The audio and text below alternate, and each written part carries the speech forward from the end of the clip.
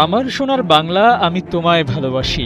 ম্যাচের শুরুতে স্টেডিয়ামের সবুজ গালিচায় দাঁড়িয়ে আমাদের বাঘিনীরা যখন বুক ফুলিয়ে এই লাইনগুলো উচ্চারণ করছিল, সত্যি করে বলুন তো, কোটি বাঙালির হৃদস্পন্দন কি তখন শতগুণ বেড়ে যায়নি? টেলিভিশন স্ক্রিনের সামনে বসে আপনার শরীর কি শিউরে ওঠেনি? চোখে কি জমা হয়নি গর্বের জল? হবারই তো কথা, কারণ স্বপ্নটা যে এবার শুধু ট্রফি জেতার ছিল না, স্বপ্নটা ছিল আকাশ ছোঁয়া হ্যাট্রিক শিরোপার এক সোনালী মহাকাব্য লেখার।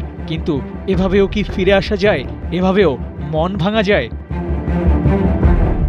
ফাইনাল ছিল ফাইনালের মতোই, ম্যাচের শুরুতেই আক্রমণ পাল্টা আক্রমণের ঝড়। তবে 12 ও 14 মিনিটে শামসুন নাহার জুনিয়র আর তহুরা খাতুন ভারতীয় গোলকিপারকে একদম 1-1 একা পেয়েও গোল করতে পারলেন না।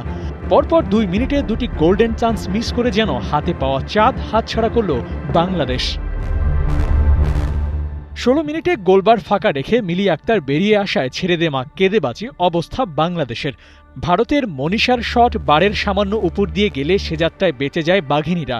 এরপর 38 মিনিটে মিলির দুর্দান্ত সেভ দলকে লাইফলাইন এনে দিলেও 42 মিনিটে আর শেষ রক্ষা হল না। কাউন্টার অ্যাটাকে পিয়ারি জাজার গোল 1-0-তে এগিয়ে গেল ভারত। গ্যালারিতে তখন পিন ড্রপ সাইলেন্সি। গোল হজম করে চোট পাওয়া বাঘের মতো গর্জে উঠল বাংলাদেশ। যোগ করার সময় তহুরার জাদুকরি পাসে ঋতুপর্ণার ক্লিনিক্যাল ফিনিশ অ্যান্ড গোল। 1-1 সমতায় ফিরল বাংলাদেশ।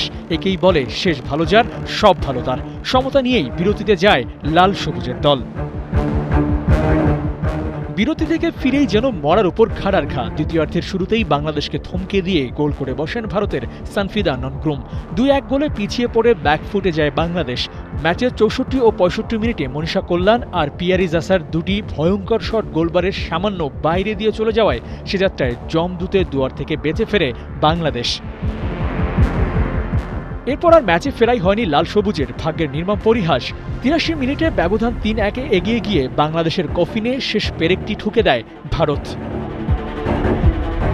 শেষ বাঁশি বাজার সাথে সাথেই ভাঙল কোটি ভক্তের হৃদয়। 3-1 গোলের এই হৃদয় বিদারক হার নিয়ে মাঠ ছাড়তে হলো পিটার জেমস বাটলারের শিষ্যদের। আক্ষেপটা একটু বেশি পুরাবে, কারণ খুব কাছে গিয়েও আর হলো না বাংলাদেশের হ্যাট্রিক শিরোপা জয়। আবু নাঈম, ৭১।